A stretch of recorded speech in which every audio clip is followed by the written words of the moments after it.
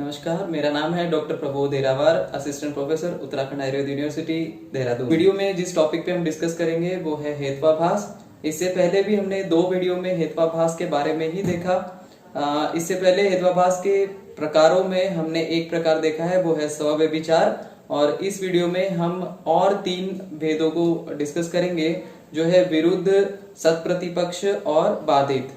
यदि पिछले 2 वीडियो देखने के बाद भी आपको हेत्वाभास क्लियर नहीं हो रहा है तो एक बहुत ही सिंपल एग्जांपल से मैं आज आपको हेत्वाभास समझाऊंगा और फिर हम इसके टाइप्स के ऊपर डिस्कस करेंगे। तो ये जो एग्जांपल है, ये जो साथ में जो व्यक्ति है, आप मुझे बताइए कि ये व्यक्ति लड़का है या लड़की है। आप फ्रैक्शन ऑफ सेकेंड्स में बताएंगे कि ये लड़की है। अब ऐसा क्यों हुआ? सिंपल है, आपने इसके लंबे बाल देखे और लंबे बालों को देखकर ये अनुमान लगा दिया कि ये लड़की है। अब इसमें प्रोसेस क्या हुई है? लंबे बाल यहाँ पे हेतु है, ये लड़की है, ये साध्य है, और ये जो व्यक्ति है ये पक्ष है। अब हुआ क्या? आपने एक व्याप्ति बना रखी थी आपके दिमाग में कि जहां जहां लंबे बाल दिखते हैं वहां वहां वो लड़की होगी, और वही व्याप्ति का उपयोग आपने इस अनुमान में किया और आपने अनुमान लगा लिया कि इसके लंबे बाल है इसलिए ये लड़की है।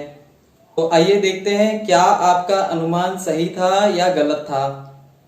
यदि आपका अनुमान सही है तो आपका जो हेतु है लंबे बाल वो सदहेतु कहलाएगा, और यदि आपका अनुमान गलत है तो आपका हेतु जो है वो हेत्वाभास कहलाएगा। तो देखते हैं कि आपका अनुमान सही था या गलत था। तो देखा आपने, आपका अनुमान बिल्कुल गलत था, क्योंकि आपने जो हेतु चुना था उसके लंबे बाल होना वो गलत हेतु था, वो हेत्वाभास था। यदि आपने मेरे पिछले वीडियो बहुत अच्छे से देखे हैं तो आप बिल्कुल बता सकते हैं कि ये उदाहरण किस हेत्वाभास का है। और यदि अगर आप सोच रहे हैं कि ये सव्यभिचारी हेत्वाभास है तो आप बिल्कुल सही सोच रहे हैं, क्योंकि ये सव्यभिचारी हेत्वाभास ही है। और अगर मैं इसको और करेक्ट करूं तो ये साधारण सव्यभिचारी हेत्वाभास है, क्योंकि यहाँ पे लंबे बाल ये हेतु प्रस्तुत साध्य के साथ मीन्स उस लड़के के साथ साथ लड़कियों में भी पाया जाता है।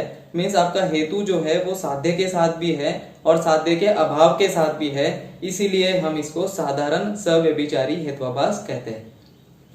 हेत्वाभास का सेकंड टाइप है विरुद्ध हेत्वाभास। इसमें क्या होता है कि हेतु जो है वो साध्य को सिद्ध न करते हुए उसके अभाव को ही सिद्ध करता है। फॉर एग्जाम्पल कि अगर हम कहें कि हवा भारी है क्योंकि वो खाली है, तो ये जो अनुमान है वो विरुद्ध हेत्वाभास होगा।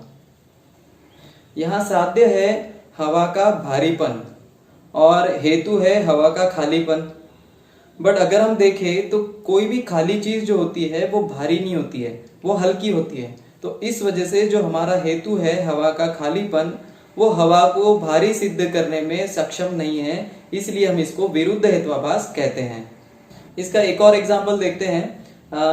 आयुर्वेद में कामला को जॉन्डिस से कंपेयर करते हैं, और ये कामला 2 प्रकार की होती है, शाखाश्रित और कोष्ठाश्रित। तो इन दोनों के 2 पिक्यूलियर फीचर्स होते हैं।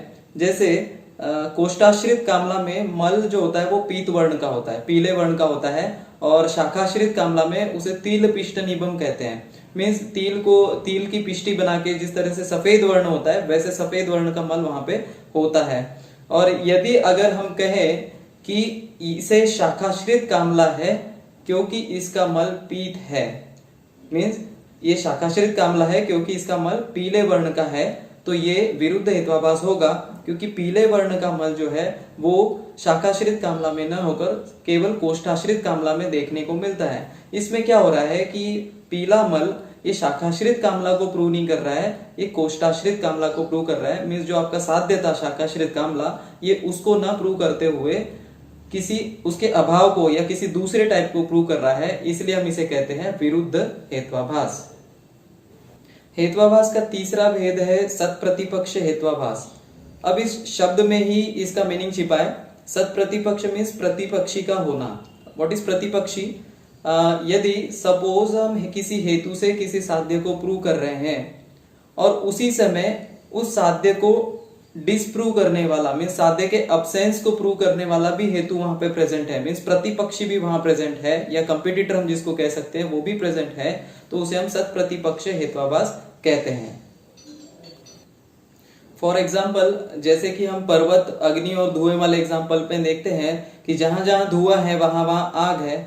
इस एग्जाम्पल में सपोज अगर हम धुएं को देखकर आग को प्रूव कर रहे हैं तो धुआं हमारा हेतु है और आग हमारा साध्य है, बट वहां पे अगर बारिश भी हो रही है मीन्स बारिश एक और हेतु वहां पे प्रेजेंट है, तो बारिश जो है वो आग का प्रतिपक्षी है, मीन्स जहां बारिश होगी वहां आग नहीं होती है।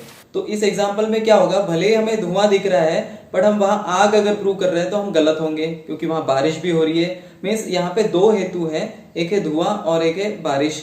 तो धुआं जो है वो तो साध्य को प्रूव करता है, मीन्स अग्नि को प्रूव करता है, बट बारिश जो है वो अग्नि को प्रूव नहीं करता, वो उसके एब्सेंस को प्रूव कर रहा है। इस वजह से हम कहते हैं कि धुएं का प्रतिपक्षी बारिश भी वहां पे है, इसलिए हम इसे सत प्रतिपक्ष हेत्वाभास कहेंगे। मीन्स जो बारिश है या धुआं है ये दोनों भी सत प्रतिपक्ष हेत्वाभास कहलाएंगे। हेत्वाभास का चौथा भेद है बाधित हेत्वाभास। इसमें क्या होता है कि सपोज हम किसी हेतु से किसी साध्य को प्रूव करते हैं, बट प्रत्यक्षादि प्रमाण से अगर देखा जाए तो साध्य का अभाव ही अगर वहां पे प्रूव होता है तब हम उसे बाधित हेत्वाभास कहते हैं। ये हम एग्जाम्पल से और क्लियर होगा, वो एग्जाम्पल मैं आपको बताता हूं। इसका एग्जाम्पल है कि गुडुचि मधुर है या गिलोय मधुर है क्योंकि वो द्रव्य है क्षीर की तरह। एग्जाम्पल फिर से एक बार सुनिए, गुडुचि या गिलोय मधुर है क्योंकि वो द्रव्य है क्षीर की तरह। अब इसको अगर हम डाइसेक्ट करें तो क्या हमें क्या मिलेगा कि यहाँ हेतु है गुडुचि का द्रव्य होना क्योंकि वो द्रव्य है, ये हमारा हेतु है। साध्य है गुडुचि का मधुर होना, तो मधुर होना हमारा साध्य है। पक्ष है हमारी गुडुचि या गिलोय और उदाहरण है क्षीर या दूध।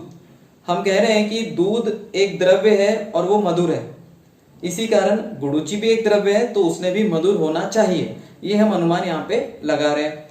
तो क्या ये हमारा अनुमान सही है? तो कागजों पे तो हमारा अनुमान सही लग रहा है क्योंकि हमारे पास हेतु भी है, साध्य भी है, पक्ष भी है और उदाहरण भी है, तो कागजों पे तो हमारा अनुमान सही लग रहा है। पर अगर प्रत्यक्ष प्रमाण से देखें और अगर हम गुडुचि को खा के देखते हैं तो वो मधुर नहीं लगती है, वो कड़वी लगती है, वो तिक्त रसात्मक होती है। तो यहाँ प्रत्यक्ष प्रमाण से हमारे अनुमान में बाधा आ रही है, इसे हम कहते हैं बाधित हेत्वाभास। तो इस तरह से हमने हेत्वाभास के और तीन भेद देखे, एक है विरुद्ध हेत्वाभास, दूसरा है सत्प्रतिपक्ष और तीसरा है बाधित हेत्वाभास। सव्यभिचार को हमने इससे पहले वाले पार्ट में देख चुके हैं। अब हमारा एक ही भेद बचता है हेत्वाभास का, वो है असिद्ध हेत्वाभास, जो हम अपने अगले लेक्चर में कवर करेंगे। अगर आपको कुछ और एग्जाम्पल और एक्सप्लेनेशन चाहिए तो आप मेरी बुक सचित्र पदार्थ विज्ञान एवं आयुर्वेद का इतिहास जो चौखंबा पब्लिकेशन से पब्लिश की हुई है उसे आप पढ़ सकते हैं और अपने टॉपिक्स को या अपने डाउट्स को क्लियर कर सकते हैं। तब तक के लिए आप इन वीडियोस को लाइक करते रहिए, शेयर करते रहिए, और यदि आपको कोई डाउट्स है या फिर आप इस वीडियो के रिव्यूज बताना चाहते हैं तो कमेंट सेक्शन में मुझे लिखिए और इस चैनल को सब्सक्राइब करिए और बेल आइकन को प्रेस करिए ताकि आपको नए वीडियोस मिलते रहें।